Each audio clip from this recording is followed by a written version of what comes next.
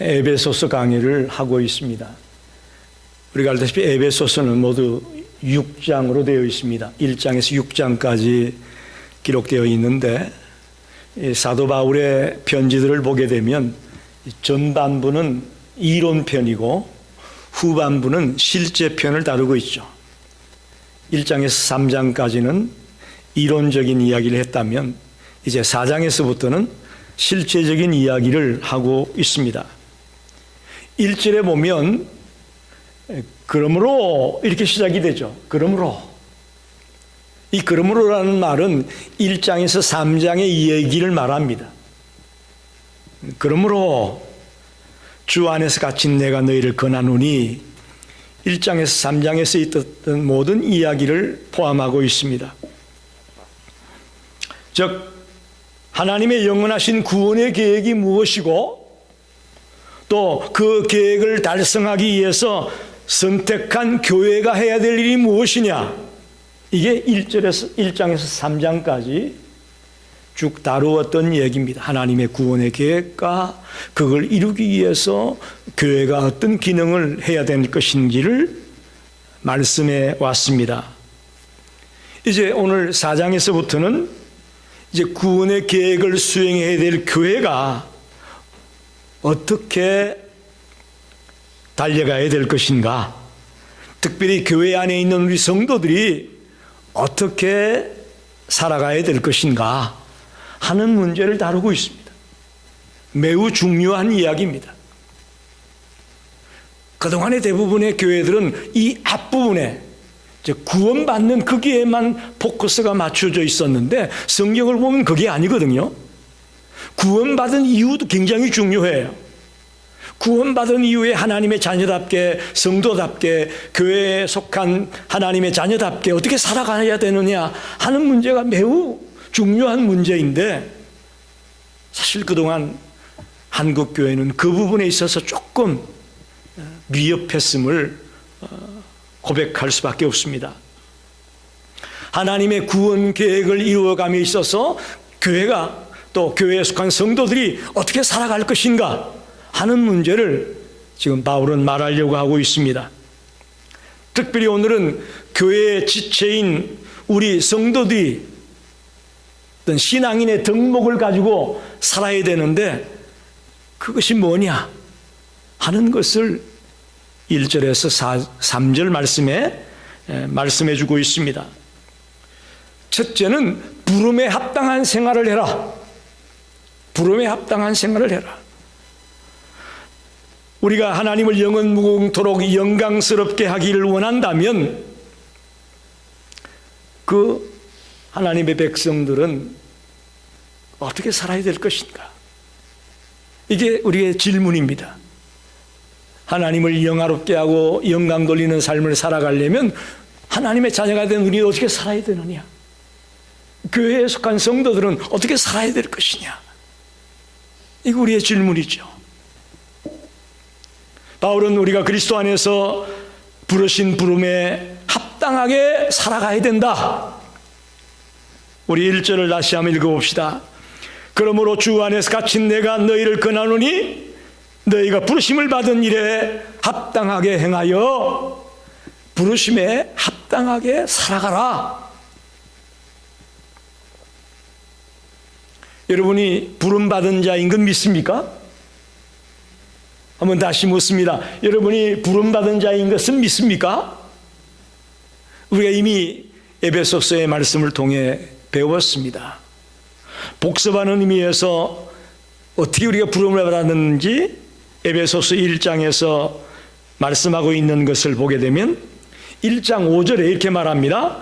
그 기쁘신 뜻대로 우리를 예정하사 예수 그리스도로 말미암아 자기의 아들들이 되게 하셨으니, 성부 하나님이 예정해서 우리를 선택해서 우리를 불렀다는 것입니다. 천에 하나 만에 하나 저와 여러분을 하나님이 부르셨다라고 말합니다. 1장 7절에는 우리는 그리스도 안에서 그의 은혜의 풍성함을 따라 그의 피로 말미암아 속량 곧 죄의 사함을 받았느니라. 성자 예수님의 구속으로, 즉 피 흘려 돌아가시는 값을 치루어 주심으로 우리가 부름을 받았다는 거예요. 할렐루야. 놀라운 얘기입니다. 성자 예수님의 구속의 은혜로 우리는 부름을 받은 자입니다. 1장 13절에는 그리스도 그 안에서 너희도 진리의 말씀 곧 너희의 구원의 복음을 듣고 그 안에서 또한 믿어 약속의 성령으로 인치심을 받았으니, 성령 하나님의 인치심을 받은 자입니다. 할렐루야. 그게 우리가 부름받았다는 증거입니다. 인을 쳤다는 것은 도장을 찍었다는 건데 보증 썼다는 얘기예요. 성령 하나님이 우리가 하나님의 자녀가 되었다는 것을 보증해 줬다는 거예요. 놀라운 얘기입니다. 부름에 합당하게 살자. 우리가 부름받았다는 걸 알아야 되는데 어떻게 알 수 있느냐? 성부 하나님의 선택과 성자 예수님의 구속과 성령 하나님의 인치심으로, 보증함으로 우리가 부르심을 받았고 하나님의 자녀가 되었고 구원받은 백성이 되었다. 할렐루야. 이런 의미에서 우리는 부름을 받은 자입니다. 오늘 교회에 나오면서 여러분이 내가 부름을 받은 자인지 아닌지 모르고 만약에 나왔다면 이 말씀을 마음에 새기십시오. 아, 나는 성부, 성자, 성령 삼위의 하나님께서 나를 불러서 하나님의 자녀가 되게 했구나. 나는 부름받은 자야 라는 확신을 가지고 남은 생을 살게 되기를 간절히 축원합니다. 두 번째는 그런 부름받은 자로 살아가려면 어떻게 살아가야 되느냐? 2절에 이렇게 말합니다. 모든 겸손과 온유로 하고 오래 참음으로 사랑 가운데서 서로 용납하고. 할렐루야. 네 가지를 말하고 있죠. 겸손, 온유, 오래 참음, 서로 용납하는 것. 네 가지 부름받은 자가 살아가야 될 삶의 덕목을 말하고 있습니다. 바울이 여기서 말하고 있는 이 신앙의 덕목은 산속에 들어가서 혼자 살면서 지켜야 되는 게 아니에요. 이 세상에 같이 어울려 살아가면서, 이 땅에서 살아가면서 우리가 지켜야 될 덕목이라는 거예요. 수도원에 들어가서 혼자 은둔 생활하면서 지키는 게 아니고요, 이 제약된 이 안타까운 땅에 살면서 우리가 지켜나가야 될 덕목이에요. 특별히 교회를 신앙 공동체라고 하는데, 이 교회라는 신앙 공동체 안에서 우리가 행해야 되고 지켜야 될 덕목임을 기억하십시오. 교회 안에서 겸손해야 될 텐데 교만한 자가 얼마나 많습니까? 교회 안에서 온유해야 될 텐데 그렇지 못한 경우가 얼마나 많습니까? 교회 안에서 오래 참아야 되는데 참지 못하고 성질 부리고 소리 지르고 하는 거 얼마나 많습니까? 교회 안에서 서로 용납한다. 있는 그대로 받아주는 거예요. 근데 서로 용납하지 못하고 고치고, 넌 이거 고쳐야 된다, 고치고 와라, 뭐 이런 식으로 교회 공동체 안에서 지켜야 될 일들이 지켜지지 않는 걸 너무나 많이 보게 되는 거죠. 교회 생활은 성도 간의 인간관계에서 시작한다는 것을 명심하십시오. 직장에만 인간관계가 있는 게 아니에요. 교회 안에서도 인간관계가 매우 중요합니다. 그래서 이 덕목들을 바울은 우리에게 가르치고 있는 겁니다. 여러분은 교회를 성도의 공동체로 보고 있습니까? 이 교회가 신앙 공동체임을 믿습니까? 또 그 안에서 여러분의 위치와 역할을 생각해 보셨습니까? 나는 지금 내가 이 교회 안에서, 이 공동체 안에서 어떤 위치에 있는가, 내가 뭘 해야 되는가, 여러분 생각해 보셨나요? 또 여러분은 혹시나 개인주의로 녹불장군식으로 어떤 교회 일을 행하지는 않았는지 한번 돌아보십시오. 그런 측면에서 본다면 바울이 말하고 있는 이 네 가지 신앙의 덕목, 우리들에게 매우 중요함을 깨닫게 됩니다. 첫 번째 덕목부터 한번 우리가 생각해 봅시다. 첫 번째 덕목은 겸손입니다. 겸손하라. 겸손이 뭡니까? 자기를 낮추고 남을 나보다 낮게 여기는 마음을 우리가 겸손이라고 말합니다. 벼가 익을수록 고개를 숙인다고 말하지 않습니까? 우리 속에 믿음과 소망과 사랑이 깊어지면 깊어질수록 고개를 숙이는 거예요. 겸손해지는 거예요.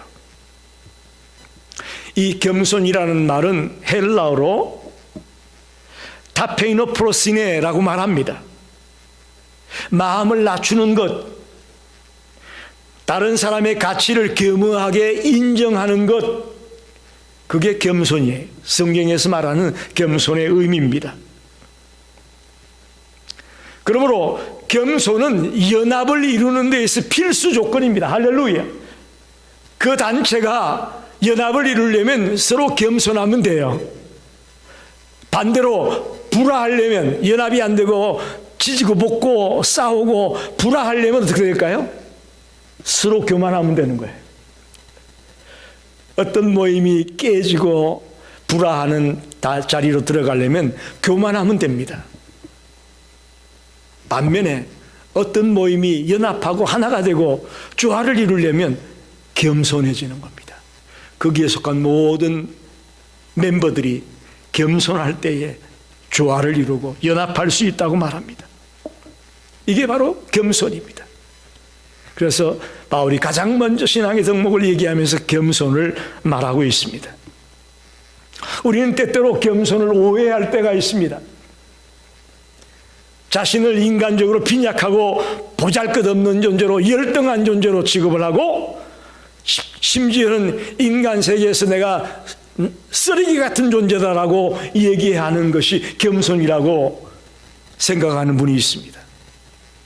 그거 아닙니다, 여러분. 겸손은 하나님께서 바라보는 시각으로 내재된 무한한 가치를 가지고 있는 존재라는 것을 깨닫는 것이 겸손이에요. 하나님이 나를 어떻게 보고 있는가를 바로 깨닫고 하나님이 나를 택하시고 당신의 자녀로 삼았다는 가치를 발견하는 것이 겸손이에요. 그렇다고 해서 자기를 남보다 우월한 존재로 생각하는 건 아닙니다. 그러나 나는 가치 있는 존재다. 이거 굉장히 중요합니다. 자기를 쓰레기 취급하고 자기를 열등한 존재로 취급하는 것이 겸손이 아니라는 것을 아시고, 나는 하나님께서 나를 가치 있는 존재로 만들었다라는 그런 마인드를 여러분이 가지게 되기를 바랍니다.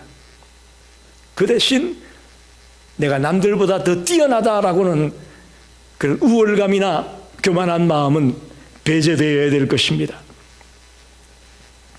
여러분 보세요. 성경에 보면 게네사렛 호수에서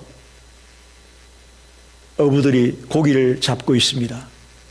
근데 밤새도록 그물을 던졌는데 한 마리도 못 잡았어요. 그런데 어떤 나그네가 다가왔습니다. 그 나그네가 시몬의 배에 올라타서 하는 말이, 깊은 데에 가서 그물을 던져라. 그런데 이 나그네는 목수의 아들이고 목수가 전공 분야예요. 그런데 이 시몬은 어부로 호숫가에서 평생을 고기 잡는 삶을 살았던 사람이에요. 그런데 왠지 이 어부가 나그네의 말을 순종을 합니다. 그리고는 깊은 곳에 가서 그물을 던졌어요.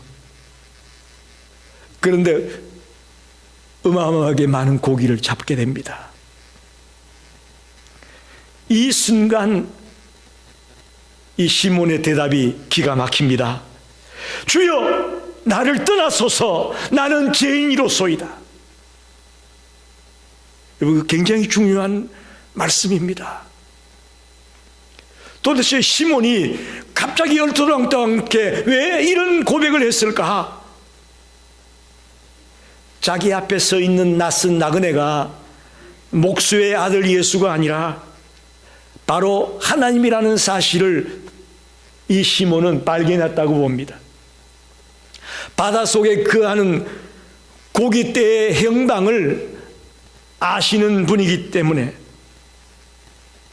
자연의 모든 비밀을 헤아리는 분이기 때문에, 아, 이분은 하나님이시구나라는 것을 시몬은 발견했다고 봅니다. 그러길래 주여, 나를 떠나소서. 나는 죄인으로소이다 라는 고백이 가능한 거죠. 여러분, 그렇습니다. 하나님 앞에서 내 자신을 바라본 사람들은 절대로 교만할 수가 없습니다. 절대로 교만할 수가 없습니다. 오늘 신앙인의 덕목 중에 첫 번째, 겸손하라. 우리 모두가 겸손함으로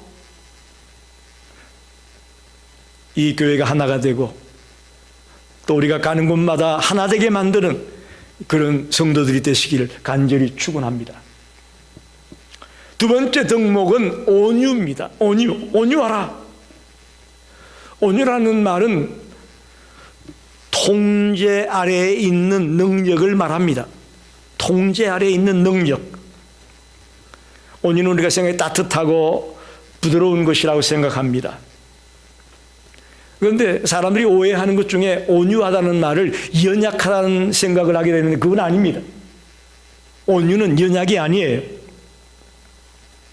온유는 강한 자가 자기 힘을 조절함으로 나타나는 부드러움을 말합니다. 할렐루야. 그게 온유예요. 연약하고 비실비실대는 게 온유가 아니고, 엄청난 힘을 가지고 있지만 자기의 통제와 절제를 통해 그 힘을 조절하면서 부드럽게 나타나는 것이 온유라는 것입니다. 즉, 온유를 실천하려면요, 엄청난 능력이 필요합니다. 그렇지 않고서는 온유할 수가 없습니다. 여러분, 옛날 전쟁터에 나가는 말들 있지 않습니까? 장수들이 타는 말들은요, 엄청난 훈련을 받습니다. 엄청난 훈련을 받습니다. 그 말들은 자기 위에 올라탄 사람에게 적극적이고 철저하게 순종을 합니다. 말이 힘이 없어서 그런가요? 어마어마한 힘을 가지고 있지만 그는 자기를 다스리는 주인에게 철저하게 순종함으로 온유해지는 거예요. 이게 온유입니다. 이게 온유예요. 모세를 일컬어 온유함이 지면의 모든 사람보다 뛰어나다고 성경이 말씀합니다. 여러분, 모세가 온유하다고 말합니다. 그러나 성경에 나타난 모세는 그렇지 않잖아요. 애굽의 권력에 도전합니다. 애굽 왕 바로 앞에 나가서 당당하게 이야기합니다. 카리스마가 있습니다. 역동적입니다. 즉, 엄청난 강력함이 그에게 있었지만 그걸 절제하고 조절할 수 있는 사람이었습니다. 그래서 모세는 온유함이 지면의 어떤 사람보다 더 뛰어났다고 말하고 있습니다. 여러분, 사도 바울도 마찬가지입니다. 그도 매우 온유한 사람이었습니다. 그는 사역을 하는 것 보면 온유하지 않은 것 같아요. 어떤 사람 앞에서도 담대하게 복음을 전하고 근세 있게 일을 처리해 나갔음을 보게 됩니다. 그러나 그는 그런 엄청난 힘을 가지고 있었지만 온유했습니다. 부드러웠습니다. 자신의 권리를 주장하지 않고 자기를 알아달라고 말하지도 않고 아주 부드럽게 온유함으로 사람들을 대했던 인물이 사도 바울이었습니다. 여러분, 이게 온유입니다. 우리가 실력도 없고 능력도 없고 그냥 연약하기 거지없어서 온유해지라는 게 아니고요, 엄청난 힘을 가지고 있지만 그걸 주님 안에서 통제하고 절제하면서 부드러워지는 것이 온유입니다. 우리 모든 성도들이 오늘 말씀을 통해 모세와 같이, 사도 바울과 같이 온유함으로 충만케 되기를 간절히 축원합니다. 우리 온유한 자가 됩시다. 세 번째 덕목은 오래 참음입니다. 이건 쉽게 말하면 우리가 오래 견디는 것을 의미합니다. 화를 내야 될 순간에도 화를 참을 수 있는 것, 또 주먹이 올라가야 될 그런 행동으로 옮겨질 것을 누르고 견디고 참는 것, 이런 것들이 오래 참음에 해당이 될 수 있을 겁니다. 사실 우리가 살아가다 보면 참지 못하고 성질대로 하다 보면 큰일 많이 저질렀을 거예요, 우리가. 그죠? 그냥 한 대 때려주고 싶고 그냥 입 앞에 가가지고 그냥 창피를 탁 주고 싶고, 그럴 때가 얼마나 많습니까? 얄밉고 아이고 저거 그냥 한 대 지어박았으면 좋겠다 싶을 때가 많은데, 그랬다간 어떻게 되겠어요?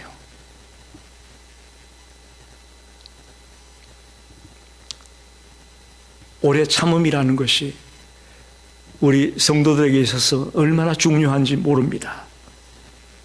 성경에는 예수님을 소개할 때마다 예수님은 오래 참는 분임을 말씀하고 있음을 보게 됩니다. 베드로후서 3장 9절에 주의 약속은 어떤 이에 더디다고 생각하는 것 같이 더딘 것이 아니라 오직 너희를 대하여 오래 참으사 아무도 멸망치 않고 다 회개하기에 이르기를 원하시느니라. 지금 예수님은 지금도 참고 있어요. 할렐루야. 지금도 참고 있다고요. 만약에 예수님이 참지 못했다면 우리 벌써 끝났어요. 동의하십니까? 동의하세요? 예수님이 참지 못했다면 우리 끝났다고요. 지금도 참고 있다고 저는 봅니다. 지금 주님을 믿지 않는 유대인들 많이 있는데 주님은 지금도 참고 있다고 봅니다. 때가 되면 돌아올 것이라고 참고 있다고 봅니다. 주를 믿지 않았던 저와 여러분도 주님이 오래 참아줬기 때문에 주를 믿는 자가 되었다고 믿습니다. 아멘입니까? 주님이 참아줬기 때문에 이제 우리가 돌아와서 주님의 자녀가 될 수 있었던 거죠. 주님은 우리를 향해 일체의 오래 참음에 대한 본을 보이셨습니다.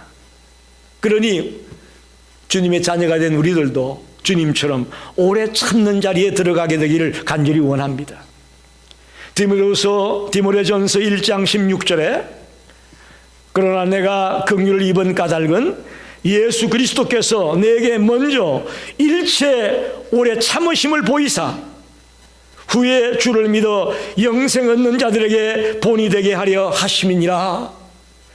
예수님이 우리에게 오래 참으신 것은 우리들에게 본이 되려고 그렇게 하셨답니다. 우리도 예수님처럼 오래 참는 자가 되기를 바랍니다. 그게 예수를 믿는 자의 모습이라는 거죠. 여러분, 오늘 마음에 새기십시오. 오래 참자. 우라가 치밀어도 그에 굴복하지 말고, 어떤 순간적인 울컥함이 생겨도 참고 꾹꾹 누르면서 주님을 생각하면서 주님이 나를 얼마든지 칠 수 있었음에도 불구하고 오래 참으셨던 것처럼 나도 내 이웃들을, 내 주변의 사람들 관계 속에서 오래 참음으로 견디고 이겨내는 자가 되겠다고 다짐하는 우리가 되기를 간절히 원합니다. 마지막으로는 사랑 가운데서 서로 용납하라, 서로 용납하라는 덕목을 말하고 있습니다. 우리는 상대방을 자꾸 나에게 맞추라고 얘기하죠. 나에게 맞추라고. 즉 다시 말하면 바꾸어가지고 나에게 맞게끔 돌아서라고 말합니다. 그건 용납하는 게 아니에요. 용납은 있는 모습 그대로를 받아주는 거예요. 그게 용납이에요. 부부관계에서 부부생활을 하다 보면 남편은 뭐라고 얘기하느냐, 아내가 이것만 고쳐주면 좋겠다라고 생각을 합니다. 반대로 아내는 남편에게 저 사람이 좀 이렇게 해줬으면 좋겠다, 서로 자기가 원하는 대로 되기를 원하는 거죠. 이게 그래서 부부간에 갈등이 생기고 아픔이 생기는 거죠. 그래서 그렇게 바라는 대로 됐으면 참 좋겠는데 안 될 때가 더 많잖아요. 그러면 누가 속상합니까? 그렇게 바라는 사람들이 속상할 수밖에 없습니다. 나만 속상한 거예요. 저 사람이 이렇게 변했으면 좋겠다는 생각을 가지고 있으면 나만 속상한 거예요. 자꾸 실망하고 좌절하게 되는 거죠. 사도 바울은 로마서 15장 7절에 이렇게 말씀합니다. 그러므로 그리스도께서 우리를 받아 하나님께 영광을 돌리신가 같이 너희도 서로 받으라. 서로 받으라 그러죠. 즉 서로를 있는 그대로 받아들이라는 얘기예요. 있는 그대로 받아들이라. 이거 굉장히 우리가 놓치기 쉬운 얘기입니다. 꼭 내가 의도하는 대로 변화되고 고쳐져서 오기를 원하는 것이 우리들의 마음인데 그것이 잘못되었다고 말합니다. 여러분 찬송가 214장 뭔지 아시죠? 나 주의 도움 받고자.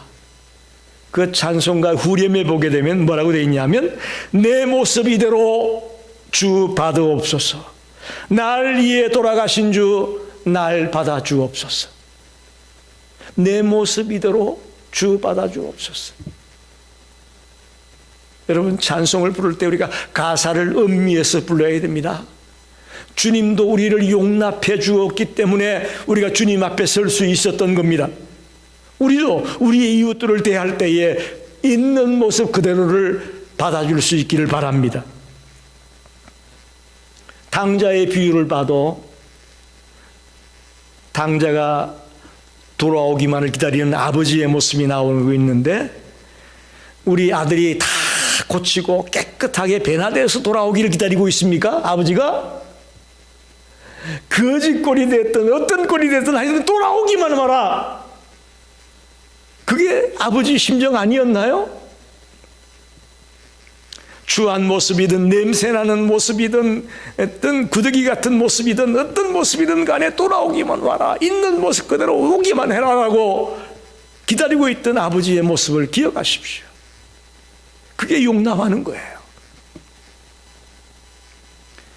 전도하다 보면 제일 많이 듣는 얘기가 이거 내가 고친 다음에 그 다음에 내가 교회 가겠습니다. 이런 말 많이 듣습니다. 쉽게 말하면 내가 이제 술 끊으면 그 다음에 교회 갈게요. 내가 담배 다 끊고 이제 좀 냄새도 안 나고 그럴 때 내가 교회 가겠습니다. 어떤 사람은 내가 이 도박 그냥 끊고 생활이 좀 달라진 뒤에 내가 교회 나갈게요. 여러분 그 얘기는요 결국 평생 예수 못 믿겠다는 말과 같은 거예요. 내가 변화되고 새로워지고 난 뒤에 주님 앞에 돌아오겠다. 주님 그렇게 말하지 않습니다. 너희들 있는 모습 그대로 와. 할렐루야. 주님은 그걸 원합니다. 있는 모습 그대로 와서 주님 앞에서 변화되는 거죠. 할렐루야. 주님이 우리를 변화시키는 거죠. 할렐루야. 그래서 서로 용납하라는 거예요. 물론 교회 안에서 모든 게 내 마음에 들거나 모든 게 다 내 뜻대로 되는 건 아닙니다. 그러나 있는 모습 그대로 나와서 주님 안에서 신앙생활 하다가 모난 부분이 깨져 나가고 잘라져 나가고 점점점 변화되어서 성숙한 자로 달라지는 모습을 너무나 많이 보게 됩니다. 저도 그렇고요. 주님 안에서 주님이 다듬어서 이만큼 된 거예요. 아직도 부족합니다. 아직도 계속해서 변화되어 나가야 될 부분이 많습니다. 다 고친 뒤에 주님께 오려고 했다면 저 못 왔을 거예요. 있는 모습 그대로 왔더니 주님 안에서 주님의 손으로 만지고 다듬어서 변화시켜 나가지 않습니까? 그게 용납하는 거예요. 교회에서든 가정에서든 직장에서든 서로 용납하는 저와 여러분이 되기를 바랍니다. 말씀을 정리합니다. 우리는 부름받은 그리스도인임을 믿습니까? 성부 하나님의 선택과 성자 하나님의 구속과 성령 하나님의 인치심으로 인해 우리는 부름받은 하나님의 자녀가 됨을 믿습니까? 그러면 부름에 합당하게 살라는 겁니다. 부름에 합당하게 살라는 거예요. 그 방법을 오늘 4가지 말씀했죠. 겸손하라, 온유하라, 오래 참아라, 서로 용납하라. 이것이 우리가 신앙 공동체 안에서 이 교회가 하나 되게 만들고 연합하게 만드는 우리의 태도임을 믿습니다. 이걸 오늘부터 우리가 실천해 나가야 됩니다.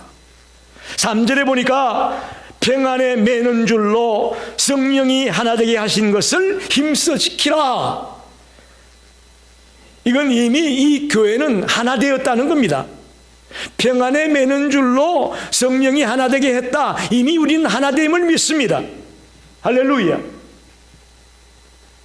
그러면 어떻게 되느냐? 하나 된 자들에게는 책임이 따르죠. 그 하나됨 속에서 겸손하고 온유하고 오래 참고 서로 용납하면서 자기 책임을 지켜나가야 될 사명이 우리에게 있습니다. 이건 해도 되고 안 해도 되는 게 아니에요. 겸손해도 되고 안 해도 되고 온유해도 되고 안 해도 되고 이게 아니고 우리는 철저하게 이 말씀대로 책임을 져야 됩니다. 힘써 지키라고 하잖아요. 힘써 지키라. 이 신앙의 덕목을 힘써 지키라고 말합니다. 이게 하나 된 우리들이 꼭 지켜야 될 책임이고 사명임을 깨닫기를 원합니다. 그래서 오늘 설교 제목처럼 성도의 합당한 생활을 꼭 지켜나가는 저와 여러분이 되시기를 간절히 축원합니다. 기도하겠습니다.